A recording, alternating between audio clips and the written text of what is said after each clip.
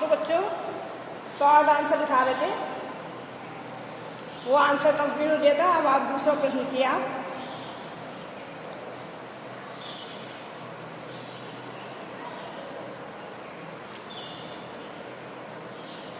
रसोई घर की व्यवस्था अच्छी होने से,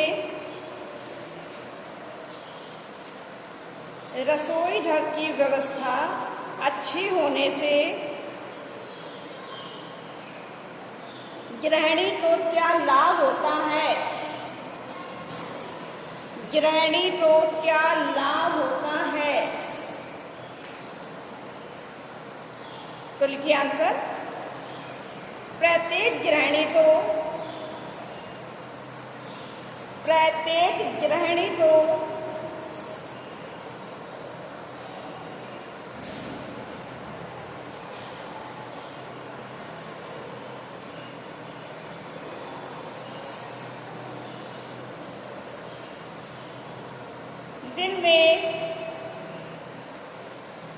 दिन में अधिक समय तक, दिन में अधिक समय तक रसोई घर में ही रहना पड़ता है, रसोई घर में ही रहना पड़ता है और काम करना पड़ता है, और काम करना पड़ता है। रसोई घर की उचित तथा अच्छी व्यवस्था होने से, रसोई घर की उचित तथा अच्छी व्यवस्था होने से गृहिणी को निम्नलिखित लाभ हैं, गृहिणी को निम्नलिखित लाभ हैं। नंबर 1 पहला पॉइंट है, गृहिणी को कम परिश्रम करना पड़ता है, गृहिणी को कम परिश्रम करना पड़ता है।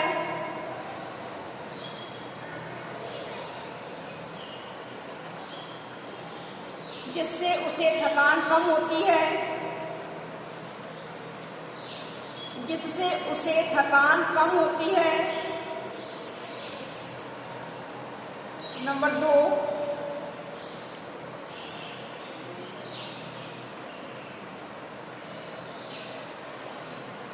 गृहिणी को रसोई घर का, गृहिणी को रसोई घर का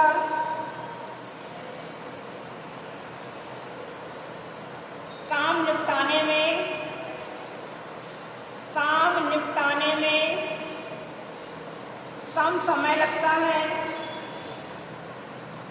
कम समय लगता है।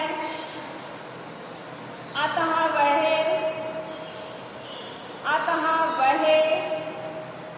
घर के अन्य कामों को भी, अतः वह घर के अन्य कामों को भी जल्दी निपटा कर आराम कर सकती है, आराम कर सकती है। नंबर 3, उचित आराम मिलने से, उचित आराम मिलने से गृहिणी का स्वास्थ्य ठीक रहता है, गृहिणी का स्वास्थ्य ठीक रहता है और पारिवारिक माहौल भी प्रसन्न रहता है। नंबर 4, व्यवस्थित रसोई होने से, व्यवस्थित रसोई होने से गृहिणी के कपड़े खराब नहीं होते हैं, गृहिणी के कपड़े खराब नहीं होते हैं। नंबर 5, वह परिवार को समय पर भोजन तैयार करके दे सकती है, वह परिवार को समय से भोजन तैयार करके दे सकती है। अगला प्रश्न देखिए, रसोई घर का चयन करते समय, रसोई घर का चयन करते समय किन बातों का ध्यान रखना चाहिए? किन बातों का ध्यान रखना चाहिए? अथवा रसोई घर में,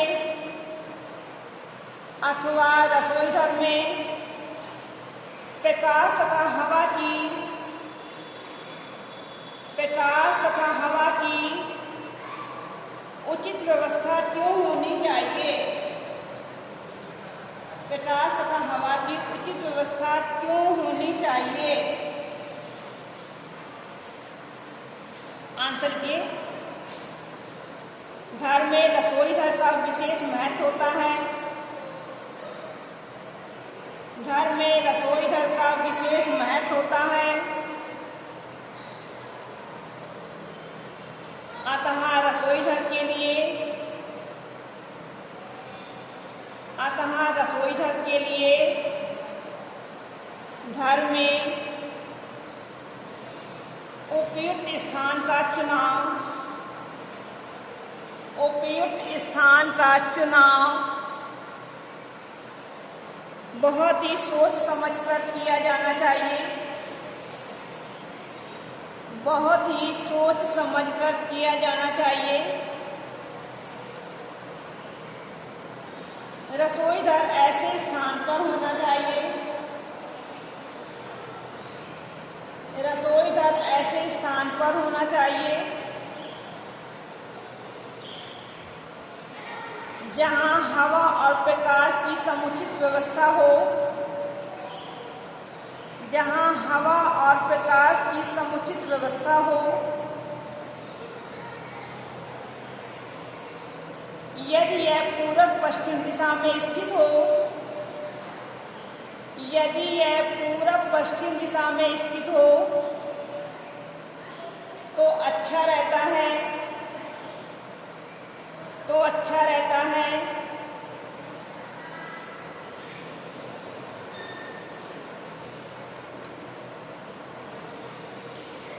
इसका कारण यह है, इसका कारण यह है कि उत्तरी भारत में, कि उत्तरी भारत में अधिकांशतया, अधिकांश पूरब पश्चिम दिशा में ही, पूरब पश्चिम दिशा में ही वायु की गति रहती है, वायु की गति रहती है। इससे रसोई घर में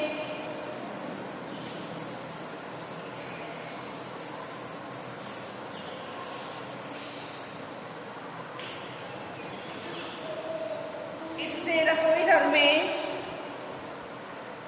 उत्तम संवादन बना रहता है। संवादन में वायु का आवागमन, उत्तम संवादन बना रहता है।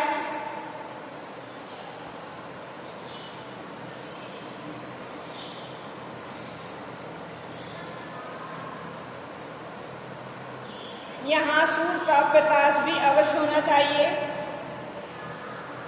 यहाँ सूर्य का प्रकाश भी अवश्य होना चाहिए। इससे स्वच्छता बनी रहती है, इससे स्वच्छता बनी रहती है।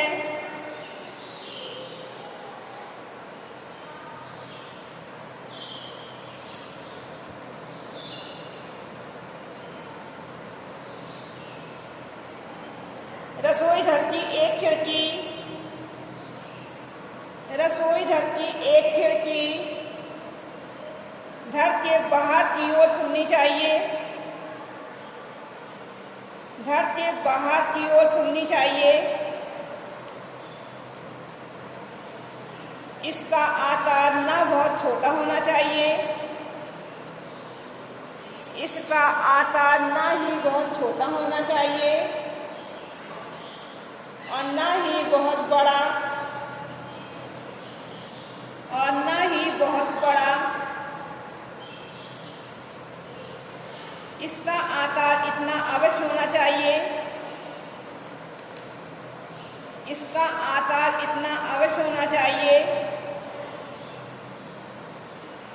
जिसमें आवश्यक सामान रखा जा सके। जिसमें आवश्यक सामान रखा जा सके और सुविधापूर्वक बैठा जा सके। और सुविधापूर्वक बैठा जा सके। इसका फर्श पक्का और ढालदार होना चाहिए। इसका फर्श पक्का और ढालदार होना चाहिए जिससे फर्श पर पानी न रुक पाए। जिससे फर्श पर पानी न रुके।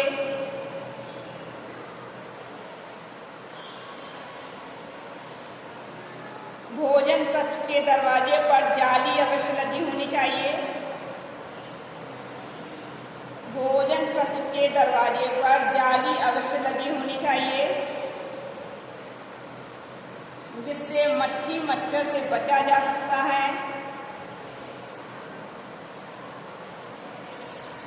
बिजली के प्रकाश की भी उचित व्यवस्था होनी चाहिए। बिजली के प्रकाश की भी उचित व्यवस्था होनी चाहिए।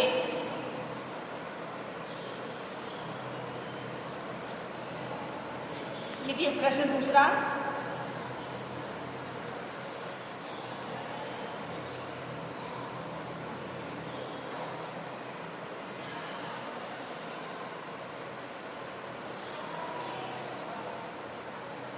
प्रेषक कर की क्या उपयोगिता है? प्रेषक कर की क्या उपयोगिता है? अथवा भोजन पकाने के लिए। भोजन पकाने के लिए प्रेषक कुकर को माना जाता है।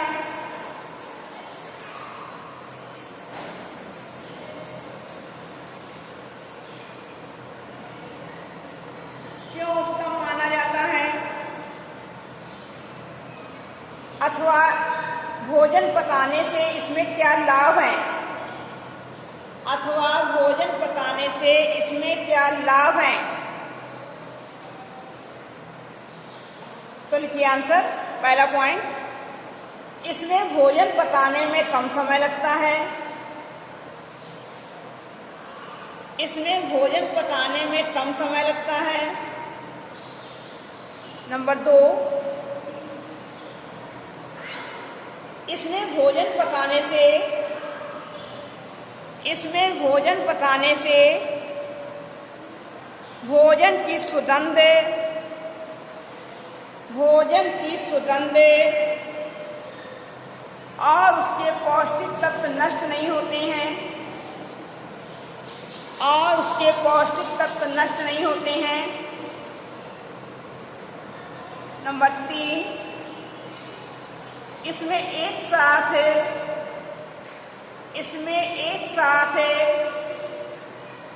2 या 3 वस्तुएं पकाई जा सकती हैं।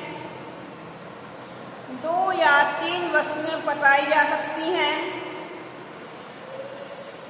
नंबर 4, इसमें भोजन जल्दी पक जाने के कारण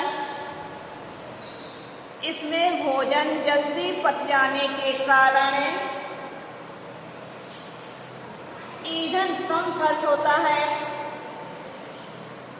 इसमें भोजन जल्दी पक जाने के कारण ईंधन कम खर्च होता है।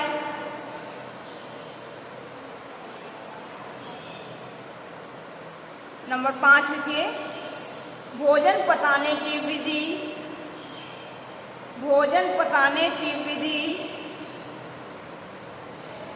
सरल,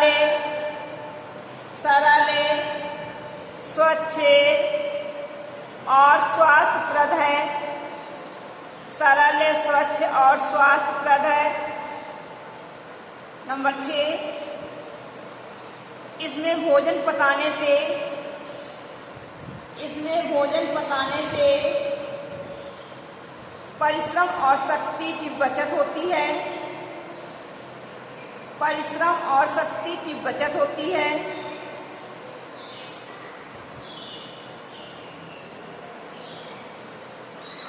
अब आप लोग लॉन्ग आंसर डालिए।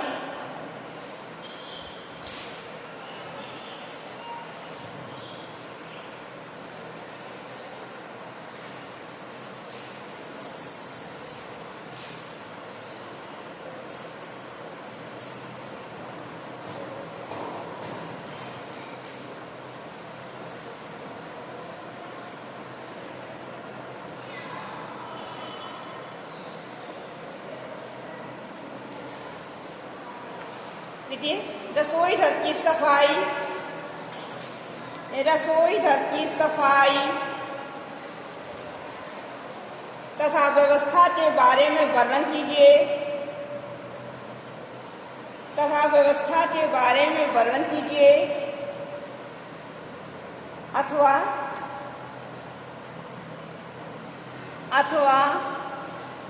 श्रम और समय की बचत को ध्यान में रखते हुए, श्रम और समय की बचत को ध्यान में रखते हुए रसोई घर की व्यवस्था, रसोई घर की व्यवस्था किस प्रकार से करनी चाहिए, किस प्रकार से करनी चाहिए, विस्तार पूर्वक लिखिए। विस्तार पूर्वक लिखिए। तो लिखिए आंसर। पहले आप डालिए हेडिंग बीच में, रसोई घर की व्यवस्था तथा उद्देश्य। रसोई घर की व्यवस्था तथा उद्देश्य।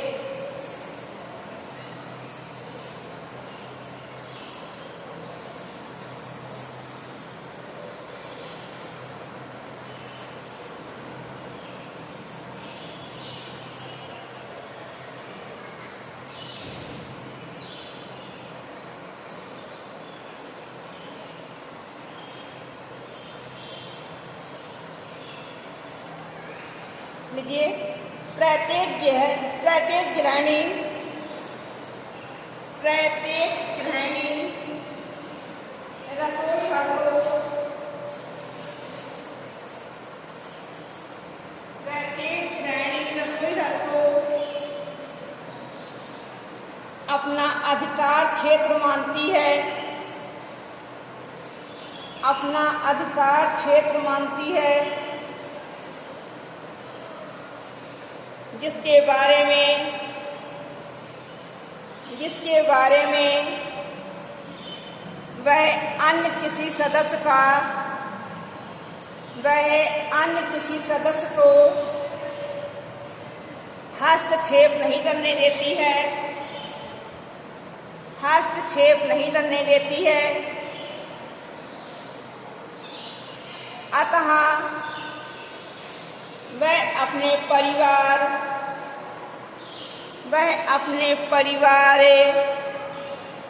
और रिश्तेदारों के बीच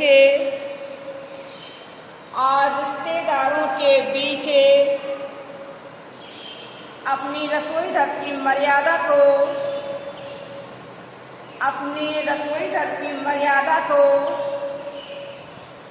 बनाए रखना चाहती है। अतः उसका परम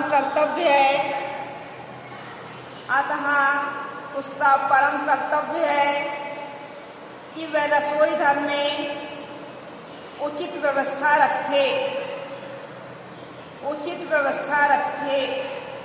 तो पहली हेडिंग है इसमें कार्य का सरलीकरण।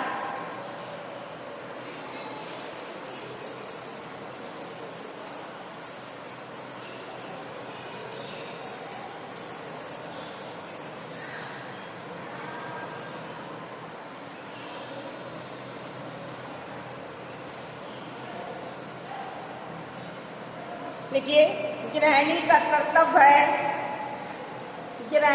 कर्तव्य है कि वह रसोई में ऐसे साधन गृहिणी का कर्तव्य है कि वह अपने रसोई में ऐसे साधन, उपाय और व्यवस्था करे, ऐसे साधन, उपाय और व्यवस्था करे कि उसका कार्य सरल हो जाए, कि उसका कार्य सरल हो जाए। दूसरी हेडिंग है भोजन की स्वच्छता। भोजन की स्वच्छता। स्वास्थ्य के लिए भोजन की स्वच्छता का विशेष महत्व है। स्वास्थ्य के लिए भोजन की स्वच्छता का विशेष महत्व है। अतः रसोई घर में भोजन शुद्ध और स्वच्छ तरीके से तैयार किया जाना चाहिए। अतः रसोई घर में भोजन शुद्ध और स्वच्छ तरीके से तैयार किया जाना चाहिए। इसके बाद हम आकर लिखाएंगे।